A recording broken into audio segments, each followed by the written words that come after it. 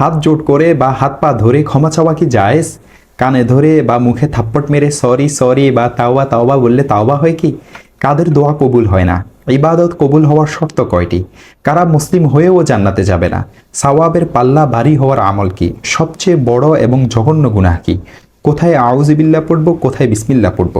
রাসূলুল্লাহ সাল্লাল্লাহু আলাইহি ওয়াসাল্লাম কোন কাজগুলো বিসমিল্লাহ বলে শুরু করতেন? আউযুবিল্লাহ কখন পড়তে হয়? অজু করার সময় সালামের জবাব দেওয়া যাবে কি? অজুর সময় দুনিয়াবি কথাবার্তা বলা কি হারাম? গোসল করার সময় যে অজু করা হয় এর দ্বারা নামাজ পড়া যাবে কি?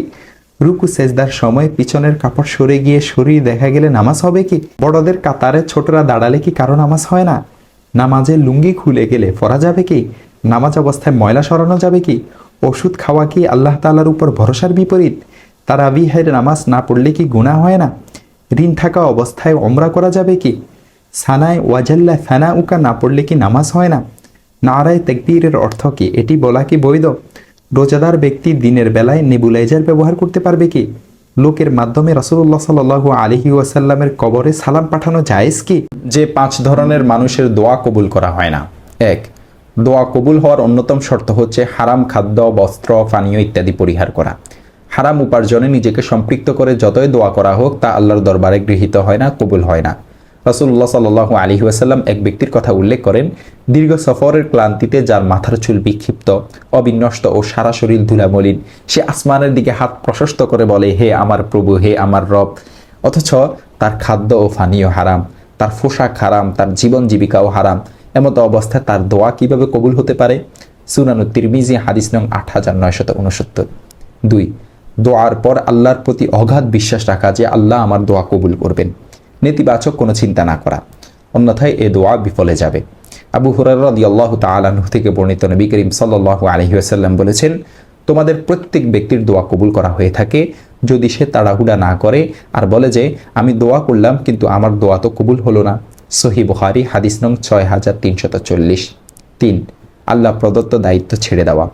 হুযাইফা ইবনুল ইয়ামান রাদিয়াল্লাহু তাআলা আনহু থেকে বর্ণিত, নবী করিম সাল্লাল্লাহু আলাইহি ওয়াসাল্লাম বলেছেন, সেই সত্তার শপথ যার হাতে আমার প্রাণ, নিশ্চয় তোমরা সৎ কাজের জন্য আদেশ করবে এবং অন্যায় কাজের প্রতিরোধ করবে, তা না হলে আল্লাহ তাআলা শিগগির তোমাদের উপর তার শাস্তি অবতীর্ণ করবেন। তোমরা তখন তার কাছে দোয়া করলেও তিনি তোমাদের সে দোয়া গ্রহণ করবেন না। দেখতে পারেন সুনানুত তিরমিজি হাদিস নং 2169। 4. আত্মীয়তার সম্পর্ক ছিন্ন করা একটি বড় ধরনের পাপ অপরাধ। এই পাপের শাস্তি দুনিয়া ও আখিরাত উভয় জগতেই ভোগ করতে হবে বলে সতর্ক করা হয়েছে। হাদিস শরীফের মধ্যে এসেছে, কোনো মুসলিম দোয়া করার সময় কোনো গুনাহের অথবা আত্মীয়তার সম্পর্ক ছিন্নের দোয়া না করলে অবশ্যই আল্লাহ তাকে এই তিনটির কোনো একটি দান করেন। 1. হয়তো তাকে তার কাঙ্ক্ষিত সুপারিশ দুনিয়াতে দান করেন। 2. অথবা তা তার পরকালের জন্য জমা রাখেন। 3. বা তার কোনো অকল্যাণ অথবা বিপদাফত তার থেকে দূর করে দেন। সাহাবীরা বললেন, তাহলে তো আমরা অনেক বেশি লাভ করব। তিনি বললেন, আল্লাহ এর চেয়েও বেশি দেন। দেখতে পারেন আত-তারগীব হাদিস নং 1633। 5. অন্য মনস্ক হয়ে দোয়া করা। দোয়ার সময় পূর্ণ মনোযোগ দিয়ে দোয়া করা। আল্লাহ অবচেতন মনের দোয়া গ্রহণ করেন না। রাসূলুল্লাহ সাল্লাল্লাহু আলাইহি ওয়াসাল্লাম বলেছেন, তোমরা কবুল হওয়ার পূর্ণ আস্থা নিয়ে আল্লাহর কাছে দোয়া করো, জেনে রাখো আল্লাহ অমনোযোগী ও অসাট মনের দোয়া কবুল করেন না। দেখতে পারেন সুনানুত তিরমিজি হাদিস নং 3479। কানে ধরে বা মুখে থাপ্পড় মেরে সরি বা তাওবা তাওবা বললে তাওবা হয় কি? কানে ধরে বা মুখে থাপ্পড় মেরে সরি বা তাওবা তাওবা বললে তাওবা হয় না। এগুলো মন গড়া কুসংস্কার। সুফিয়ায়ে কেরাম এবং উলামায়ে উম্মত সকলে একমত যে তাওবা কবুল হওয়ার জন্য 3টি শর্ত রয়েছে। প্রথমত, যে গুনাহ হয়ে গেছে তার জন্য অন্তর থেকে লজ্জিত ও অনুতপ্ত হওয়া। দ্বিতীয়ত, সঙ্গে সঙ্গে ওই গুনাহ ছেড়ে দেওয়া। তৃতীয়ত, এই দৃঢ় প্রতিজ্ঞা করা যে ভবিষ্যতে কখনো এই গুনাহ করব না। এই 3টি বিষয় একত্র হলে তাওবা কামিল এবং পূর্ণ হয়ে যায়। হাত জোট করে বা হাত পা ধরে ক্ষমা চাওয়া কি জায়েজ? হাত পা ধরে ক্ষমা চাওয়ার কোনো বিধান নেই। খ্রিস্টানদের কাছ থেকে এ জাতীয় বিধান এসেছে। হাত জোট করে ক্ষমা চাওয়া ইসলামী কালচার নয়, এটা হিন্দুদের কালচার। এজন্য এমনটি সোনালী যুগের কোনো মুসলমানদের মধ্যে দেখা যায় না। সুতরাং ক্ষমা চাইব মুখে আদবের সাথে। কোথায় আউযুবিল্লাহ পড়ব, কোথায় বিসমিল্লাহ পড়ব? কোরআন তেলাওয়াতের শুরুতে তাআউযুজ তথা আউযু বিল্লাহি মিনাশ শাইতানির রাজিম পড়বেন, কেননা আল্লাহ তাআলা বলেছেন, আউযু বিল্লাহি মিনাশ শাইতানির রাজিম, বিসমিল্লাহির রহমানির রহিম, ফাইযা ক্বরা'তাল কুরআনা ফাস্তা'iয বিল্লাহি মিনাশ শাইতানির রাজিম। যখন আপনি কোরআন পাঠ করবেন তখন বিতাড়িত শয়তান থেকে আল্লাহর নিকট আশ্রয় চাইবেন। দেখতে পারেন সূরা নাহল আয়াত নং 98। যাতে করে শয়তান কোরআন তেলাওয়াত থেকে কিংবা কোরআনের তেলাওয়াতের পরিপূর্ণ করা থেকে বাধা যেন না দিতে পারে। সূরার শুরু থেকে তেলাওয়াত করলে আউযুবিল্লাহ এবং বিসমিল্লাহ উভয়টি তেলাওয়াত করবেন, শুধু বিসমিল্লাহ বলারও অবকাশ আছে। এভাবে সূরা পড়তে পড়তে মধ্যখানে অন্য সূরা চলে এলেও বিসমিল্লাহ পড়বেন। আর সূরার শুরু থেকে তেলাওয়াত না করে অন্য স্থান থেকে তেলাওয়াত করলে তখন আউযুবিল্লাহ এবং বিসমিল্লাহ উভয়টা পড়বেন, তবে বিসমিল্লাহ না বলারও অবকাশ আছে। অবশ্য সূরা তাওবার শুরুতে বিসমিল্লাহ পড়বেন না, কেননা কোরআন লিপিবদ্ধ করার সময় সাহাবীগণের এই বিষয়টি নিয়ে সন্দেহের উদ্রেক হয়েছিল যে সূরা তাওবা কি সম্পূর্ণ আলাদা সূরা নাকি সূরা আনফালের অংশ বিশেষ। তখন তারা উভয় সূরার মাঝে বিসমিল্লাহ লেখা বাদ দিয়েছেন। নামাজে প্রত্যেক রাকাতে সূরা ফাতিহার শুরুতে চুপে চুপে বিসমিল্লাহ পড়া ইমাম ও মুক্তাদি উভয়ের জন্য সুন্নত, আর আউযুবিল্লাহ পড়া উত্তম। দেখতে পারেন আল কবির লি তবরানি হাদিস নং 739, আল আওসাদ লি তবরানি হাদিস নং 8277, মুসান্নিফে আব্দুর রাজ্জাক হাদিস নং 2597। আজকে আমাদের আলোচনার বিষয় হলো সবচেয়ে বড় এবং জঘন্য 4টি কবিরা গুনাহ নিয়ে। ইসলামে অসংখ্য কবিরা গুনাহের বিষয়ে বিভিন্ন হাদিস ও আয়াতে স্পষ্টভাবে আলোচনা করা হয়েছে। এর মধ্যে 4টি ভয়ঙ্কর গুনাহের কথা বিশেষভাবে উল্লেখ করা হয়েছে, যা মহান আল্লাহর কাছে অত্যন্ত গুরুতর।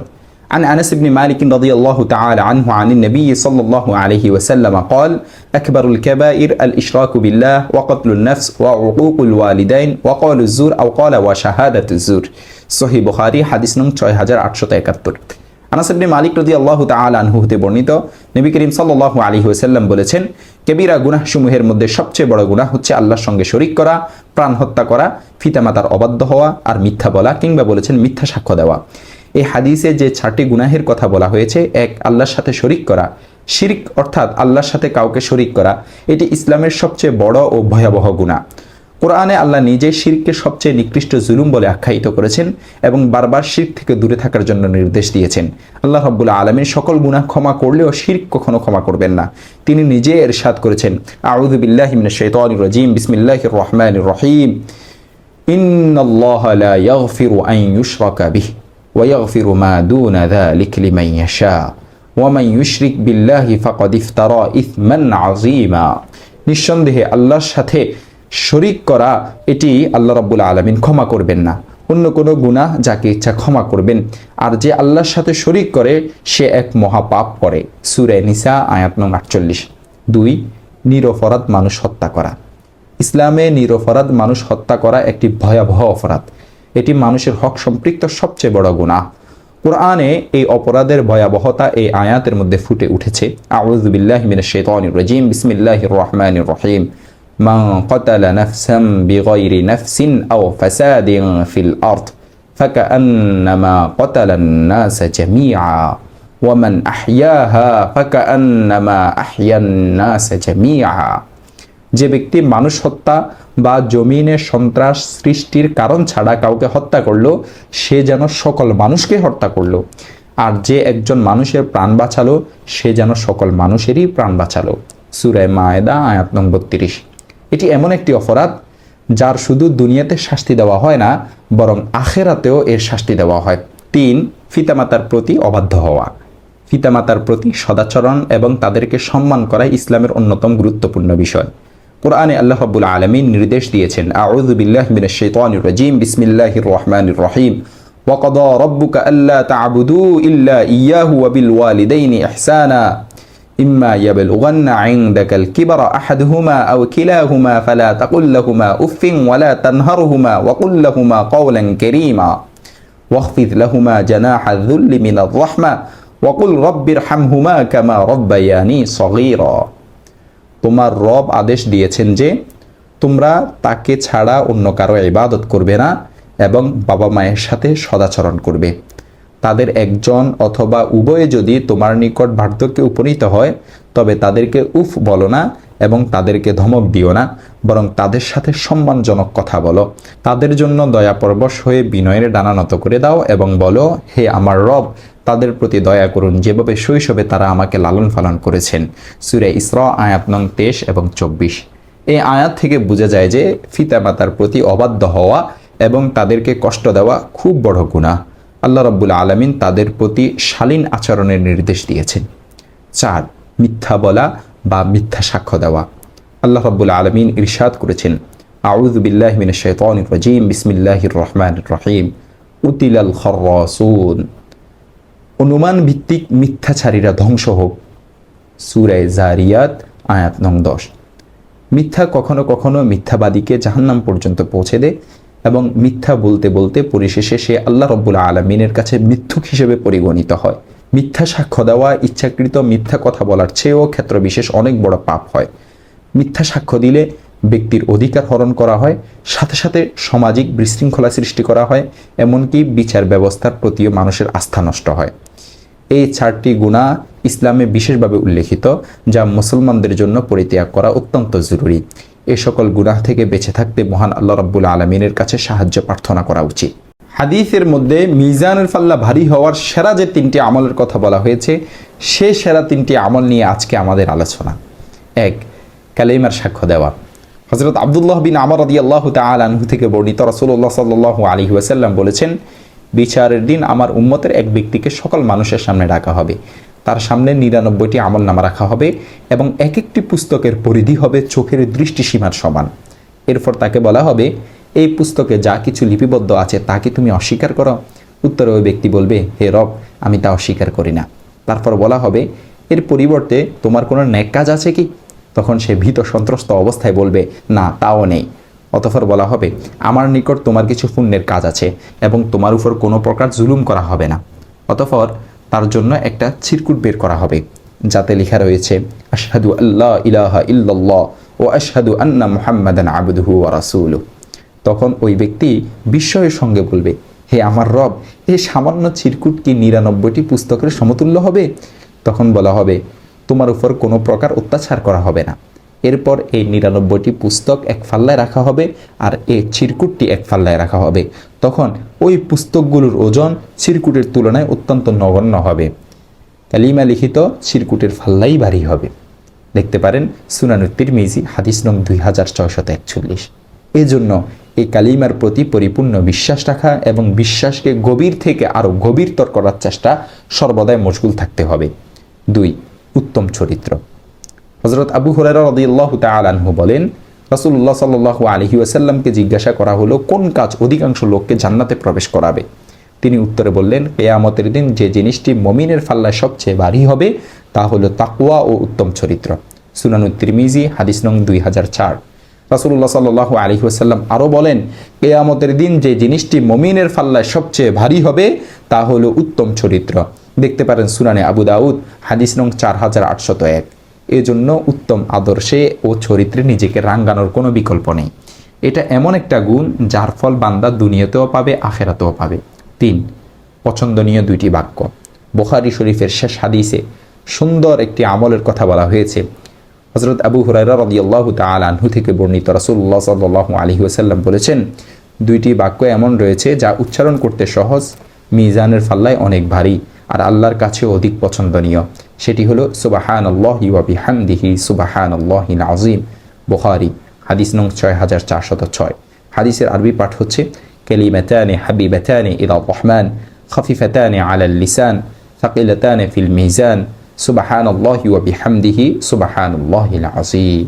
17 শ্রেণীর লোক মুসলিম হয়েও জান্নাতে যাবে না। 1. হারাম খাদ্য ভক্ষণকারী জান্নাতে যাবে না। সুনানে বাইহাকী, হাদিস নং 5520। 2. আত্মীয়তার সম্পর্ক ছিন্নকারী জান্নাতে যাবে না। দেখতে পারেন সহিহ বুখারী, হাদিস নং 5525। 3. প্রতিবেশীকে কষ্টদানকারী জান্নাতে যাবে না। দেখতে পারেন সহিহ মুসলিম, হাদিস নং 66। 4. মাতা পিতার অবাধ্য সন্তান ও দায়ুস জান্নাতে যাবে না।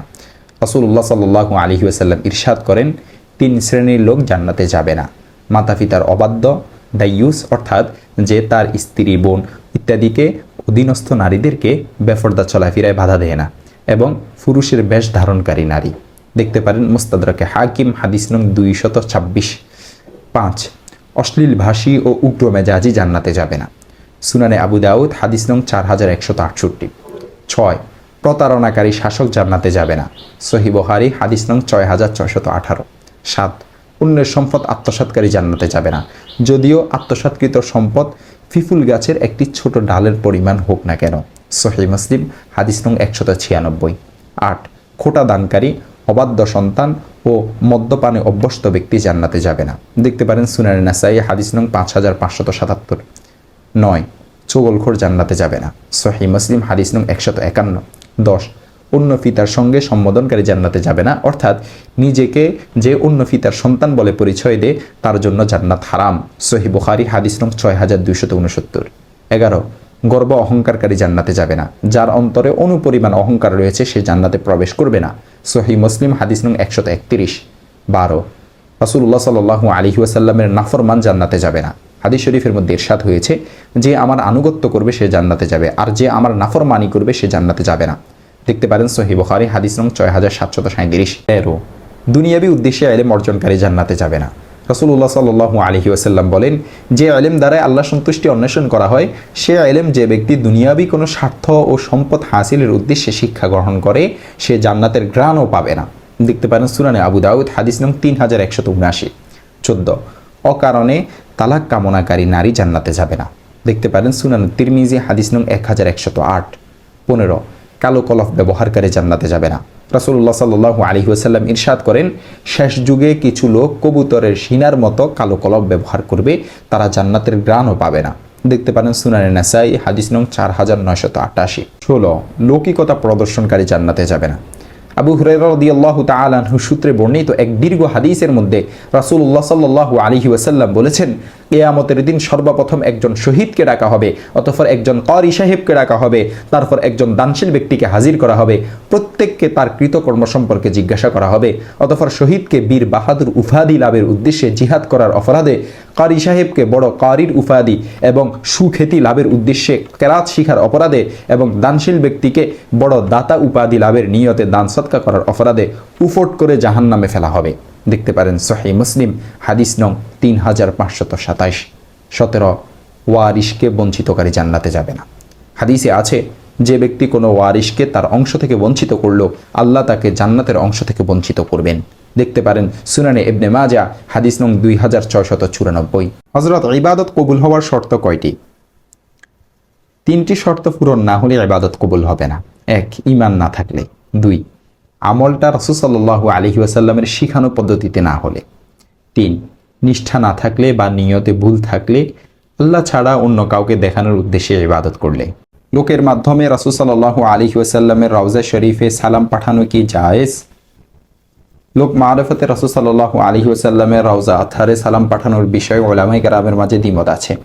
কেননা হাদিস শরীফের মধ্যে আছে, আব্দুল্লাহ রাদিয়াল্লাহু তাআলা আনহু থেকে বর্ণিত, তিনি বলেন, আল্লাহ রাসূল সাল্লাল্লাহু আলাইহি ওয়াসাল্লাম বলেছেন, আল্লাহ তাআলার কতক ফেরেশতা এমনও রয়েছে যারা পৃথিবীতে বিচরণ করে বেড়ায়, তারা আমার উম্মতের সালাম আমার কাছে পৌঁছিয়ে দিয়ে থাকেন।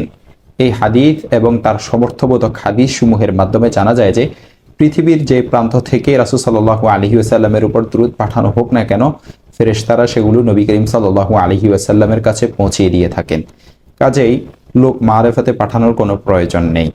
আর দ্বিতীয় মতের অবলম্বনকারী উলামায়ে কেরামের বক্তব্য হলো, আহলুস সুন্নাহ ওয়াল জামাতের আকীদা মতে রাসূল সাল্লাল্লাহু আলাইহি ওয়াসাল্লাম কবরে জীবিত আছেন।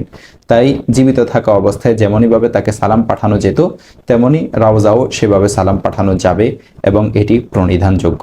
রোজাদার ব্যক্তি দিনের বেলায় নেবুলাইজার ব্যবহার করতে পারবে কি? নেবুলাইজারের মাধ্যমে মূলত শ্বাসকষ্ট দূরীকরণের ওষুধ তরল বা বাষ্প আকারে ভিতরে প্রবেশ করানো হয়ে থাকে। আর রোজা রাখা অবস্থায় খাদ্যনালীতে বাহির থেকে নিরেট বাতাস ছাড়া কিছু প্রবেশ করালে রোজা ভঙ্গ হয়ে যায়।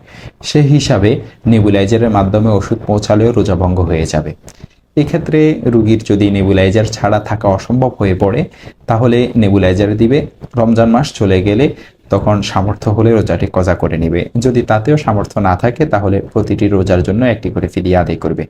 ফিদিয়া হলো 2 জন মিসকিনকে 2 বেলা খানা খাইয়ে দেওয়া, যার পরিমাণ 2.25 সের গম বা এর সমমূল্য, যা সদকায়ে ফিতরের পরিমাণ টাকা। আর যদি ওষুধ ছাড়া নেবুলাইজার দিয়ে শুধু বাতাস প্রবেশ করানো হয় তাহলে রোজা ভঙ্গ হবে না, কিন্তু সাধারণত আমরা জানি এমনটি করা হয় না। নারায়ে তাকবীরের অর্থ কি? এটি বলা কি বৈধ? নারায়ে তাকবীর 2টি শব্দের সমন্বয়ে গঠিত, নারায়ে এবং তাকবীর। নারায়ে শব্দটি ফার্সি, উর্দুতেও নারায়ে শব্দের ব্যবহার আছে। এর অর্থ হলো ধ্বনি বা উচ্চ আওয়াজ। আর তৃতীয় অংশ হলো তাকবীর, এটি আরবি শব্দ। এর অর্থ হলো আল্লাহর বড়ত্ব ও শ্রেষ্ঠত্ব ঘোষণা করা। তাকবীর ধ্বনি দেওয়া ও আল্লাহু আকবার বলা। ফার্সি অথবা উর্দু ও আরবি শব্দের সংমিশ্রণে নারায়ে তাকবীরের অর্থ হলো তোমরা উচ্চ আওয়াজে আল্লাহর বড়ত্বের ঘোষণা দাও। সানায় ওয়াজাল্লা সানাউকা না পড়লে কি নামাজ হয় না? রাসূল সাল্লাল্লাহু আলাইহি ওয়াসাল্লাম থেকে বর্ণিত সানা সম্পর্কে প্রসিদ্ধ বর্ণনায় ওয়াজাল্লা সানাউকা শব্দটি নেই। এ শব্দ অন্য বর্ণনার একটি দোয়ার মধ্যে আছে। মুসান্নিফে ইবনে আবি শাইবার একটি রিওয়ায়াতে উল্লেখিত শব্দ পাওয়া যায়, তাই জানাজার নামাজে এই শব্দ বৃদ্ধি করা জায়েজ আছে। আল বাহরুর রাইকের লেখক মুনিয়াতুল মুসাল্লি থেকে উদ্ধৃত করেছেন যে কেউ যদি এটি পড়ে তবে তাকে নিষেধ করা উচিত নয়, আর কেউ যদি এটি না পড়ে তবে এটি পড়ার জন্য তাকে আদেশ করা উচিত নয়। মোট কথা, এই অংশ বৃদ্ধি করা ঐচ্ছিক ও জায়েজ, না বৃদ্ধি করলে কোনো সমস্যা নেই। ঋণ থাকা অবস্থায় উমরা করা যাবে কি? নিয়ম হলো, যদি ঋণ গ্রহীতার কাছে এই পরিমাণ অর্থ থাকে যে সে উমরার খরচ বাদ দিয়েও সহজে ঋণ পরিশোধ করতে পারবে, অথবা পাওনাদার যদি ঋণ পরিশোধের জন্য অবকাশ দিয়ে থাকে আর সে উমরা থেকে ফিরে এসে সহজে ঋণ পরিশোধ করতে পারে, তাহলে উমরা পালন করা বৈধ হবে। কিন্তু পাওনাদার যদি অবকাশ না দেয় এবং উমরা করতে যাওয়ার কারণে ঋণ পরিশোধে বিলম্ব হয়, তাহলে এমন ব্যক্তির উচিত আগে তার ঋণ পরিশোধ করা, কেননা বান্দার হক আদায় করা বেশি গুরুত্বপূর্ণ। অবশ্য এমত অবস্থায় যদি কেউ উমরা করে তাহলে তার উমরা হয়ে যাবে। তারাবিহের নামাজ না পড়লে কি গুনাহ হয় না? তারাবিহের নামাজ পড়া সুন্নাতে মুআক্কাদা। ওজর ছাড়া না পড়লে সুন্নাতে মুআক্কাদা ছেড়ে দেওয়ার গুনাহ হবে। লাগাতার ছেড়ে দেওয়া কবিরা গুনাহের শামিল। নামাজে লুঙ্গি খুলে গেলে পড়া যাবে কি? নামাজ অবস্থায় ময়লা সরানো যাবে কি? ফোকাহে কেরামের সর্বাধিক গ্রহণযোগ্য মত অনুযায়ী আমলে কাসীর বলা হয় নামাজে এমন নড়াচড়াকে যে কারণে নামাজের বাইরে কেউ দেখলে মুসল্লি সম্পর্কে তার নিশ্চিত ধারণা জন্মে যে এই মুসল্লি এখন আর নামাজে নেই। এই ধরনের কাজের মাধ্যমে নামাজ নষ্ট হয়ে যাবে। কিন্তু যদি নামাজের বাইরের কেউ তাকে দেখে তার সম্পর্কে নামাজরত বলে ধারণা করে, তাহলে এমত অবস্থায় মুসল্লির কাজকে আমলে কলিল বলে ধরা হবে এবং তখন তার নামাজ নষ্ট হবে না। আমলে কাসীরের উদাহরণ হিসেবে বলা যেতে পারে, কারো নামাজে লুঙ্গি খুলে গেল এমনভাবে পড়া যাতে তাকে দেখে মনে হলো সে নামাজ পড়ছে না, বরং নামাজের বাইরে অন্য সময় যেভাবে দুই হাত দিয়ে লুঙ্গি পরে থাকে সেভাবে নামাজে পড়ছে। অনুরূপভাবে সিজদার স্থান থেকে কঙ্কর অথবা অন্য কোনো ময়লা এভাবে সরানো যে তাকে দেখে মনে হচ্ছে সে নামাজে নেই, এগুলো আমলে কাসীর বলে গণ্য হবে। দলিলের জন্য দেখতে পারেন 1 ফাতাওয়ায়ে ফাকিহুল মিল্লাহ 3 নং খণ্ড 485 নং পৃষ্ঠা, ফাতাওয়ায়ে শামি 1 নং খণ্ড 624 নং পৃষ্ঠা ও 625 নং পৃষ্ঠা, বাদাইউস সানায়ে 1 নং খণ্ড 241 নং পৃষ্ঠা, ফাতাওয়ায়ে কাদি খান 1 নং খণ্ড 63 নং পৃষ্ঠা। ওষুধ খাওয়া কি আল্লাহর উপর ভরসা করার বিপরীত? জাবির রাদিয়াল্লাহু তাআলা আনহু থেকে বর্ণিত, আল্লাহ রাসূল সাল্লাল্লাহু আলাইহি ওয়াসাল্লাম বলেছেন, প্রতিটি রোগের ওষুধ রয়েছে, সুতরাং রোগে যথাযথ ওষুধ প্রয়োগ করা হলে মহান ও মহিয়ান আল্লাহর হুকুমে রোগ নিরাময় হয়। দেখতে পারেন সহিহ মুসলিম হাদিস নং 5553। সুতরাং ওষুধ প্রয়োগ করতে কোনো নিষেধ নেই, কিন্তু বিশ্বাস রাখতে হবে ওষুধের নিজস্ব কোনো ক্ষমতা নেই। আল্লাহর ইচ্ছায় ওষুধ কাজ করে, আল্লাহ না চাইলে ওষুধ প্রয়োগে কোনো লাভ হবে না। বড়দের কাতারে ছোটরা দাঁড়ালে কি কারো নামাজ হয় না? নামাজের জ্ঞান রাখে এমন নাবালেগ ছেলেকে বড়দের সঙ্গে দাঁড় করানো মাকরুহ নয়, অপছন্দনীয় নয়। এতে বড়দের নামাজের কোনো ক্ষতি হবে না, বরং কোনো ফাকিহ বলেছেন ছোট বাচ্চারা বড়দের কাতারের পেছনে দাঁড়ালে যদি তাদের দুষ্টামি করার আশঙ্কা থাকে, সেক্ষেত্রে তাদেরকে বড়দের সঙ্গে কিংবা বড়দের ফাঁকে ফাঁকে দাঁড় করানোই উত্তম। তবে সাধারণ নিয়ম হলো বাচ্চাদেরকে পেছনের কাতারে দাঁড় করানো ভালো। আর নামাজের জ্ঞান নেই বা অন্যের নামাজে বিঘ্নতা ঘটাবে এমন আশঙ্কা থাকলে এমন নাবালিগ বাচ্চাকে মসজিদে না আনাই উচিত। দেখতে পারেন সহিহ মুসলিম 1 নং খণ্ড 181 নং পৃষ্ঠা, তিরমিজি 1 নং খণ্ড 53 নং পৃষ্ঠা, আল বাহরুর রাইক 1 নং খণ্ড 353 নং পৃষ্ঠা, বাদাইউস সানাই 1 নং খণ্ড 392 নং পৃষ্ঠা, আইলাউস সুনান 1 নং খণ্ড 264 নং পৃষ্ঠা, তুহফাতুল মুহতাজ 3 নং খণ্ড 106 নং পৃষ্ঠা ও 107 নং পৃষ্ঠা। সিজদার সময় পিছনের কাপড় সরে গিয়ে শরীর দেখা গেলে নামাজ হবে কি? যে কাপড় পরলে সতর খুলে যায় এমন পোশাক ব্যবহার করা জায়েজ নয়। এ ধরনের পোশাকে নামাজ আদায় করাও না জায়েজ। আর নামাজে যদি সতরের কোনো অঙ্গের 1/4 পরিমাণ খুলে যায় এবং তা 1 রোকন অর্থাৎ 3 তাসবিহ পরিমাণ সময় খোলা থাকে, তাহলে সে নামাজ নষ্ট হয়ে যাবে। তাই এ ধরনের পোশাক পরা থেকে বিশেষ করে নামাজের সময় বিরত থাকা আবশ্যক। দেখতে পারেন খোলাসাতুল ফাতাওয়া 1 নং খণ্ড 73 নং পৃষ্ঠা, আদ-দুরুল মুখতার 1 নং খণ্ড 408 নং পৃষ্ঠা, ফাতাওয়ায়ে হিন্দিয়া 1 নং খণ্ড 58 নং পৃষ্ঠা। গোসল করার সময় যে অজু করা হয় এর দ্বারা নামাজ পড়া যাবে কি? গোসলের জন্য যে অজু করা হয় তা দ্বারা নামাজ পড়া যাবে, আলাদা করে নতুন করে অজুর কোনো প্রয়োজন নেই। দেখতে পারেন সুনান তিরমিজি হাদিস নং 107, আল আশবাহ ওয়ান নাযাইর 199 নং পৃষ্ঠা। অজুর সময় দুনিয়াবি কথাবার্তা বলা কি হারাম? অজুর সময় দুনিয়াবি কথাবার্তা বলা মাকরুহ, তবে কোনো কথা ছুটে যাওয়ার সম্ভাবনা থাকলে কিংবা কেউ এসে কথা বললে তার আত্মতুষ্টির জন্য প্রয়োজন পরিমাণ বলার অবকাশ রয়েছে। প্রয়োজনের বেশি বলা মাকরু। অবশ্য দিনই কোনো কথাবার্তা হলে মাকরু হবে না। দেখতে পারেন আল বাহরুর রাইক 1 নং খণ্ড 29 নং পৃষ্ঠা। ওযু করার সময় কি সালামের জবাব দেওয়া যাবে?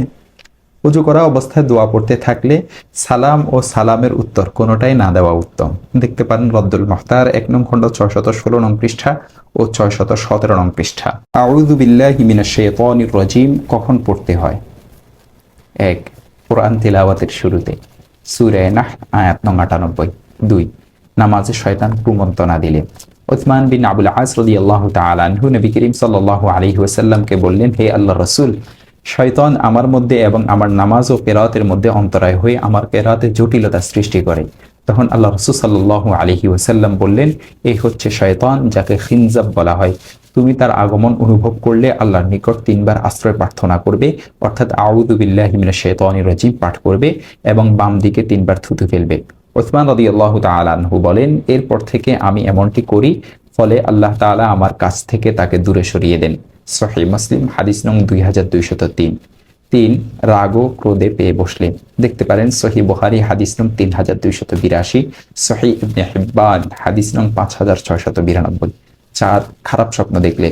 জাবির রাদিয়াল্লাহু তাআলা আনহু থেকে বর্ণিত হাদিসে আল্লাহ রাসূল সাল্লাল্লাহু আলাইহি ওয়াসাল্লাম বলেছেন, যদি তোমাদের কেউ এমন স্বপ্ন দেখে যা সে পছন্দ করে না, তাহলে 3 বার বাম দিকে থুতু দিবে আর 3 বার শয়তান থেকে আল্লাহ তাআলার কাছে আশ্রয় চাইবে, অর্থাৎ আউযু বিল্লাহি মিনাশ শাইতানির রাজিম পাঠ করবে। আর যে পার্শ্বে শুয়েছিল সে পার্শ্ব পরিবর্তন করবে, অর্থাৎ পার্শ্ব পরিবর্তন করে শুইবে। সহিহ মুসলিম হাদিস নং 2262, সুনানে আবু দাউদ হাদিস নং 5022, সুনানে ইবনে মাজাহ হাদিস নং 3908। 5. মনের মধ্যে শয়তান কুমন্ত্রণা দিলে। দেখতে পারেন সূরা আরাফ আয়াত নং 200, সূরা ফুসসিলাত আয়াত নং 36। রাসূলুল্লাহ সাল্লাল্লাহু আলাইহি ওয়াসাল্লাম কোন কাজগুলো বিসমিল্লাহ বলে শুরু করতেন? 1. খাবারের শুরুতে। দেখতে পারেন মুসনাদে আহমদ হাদিস নং 1313। 2.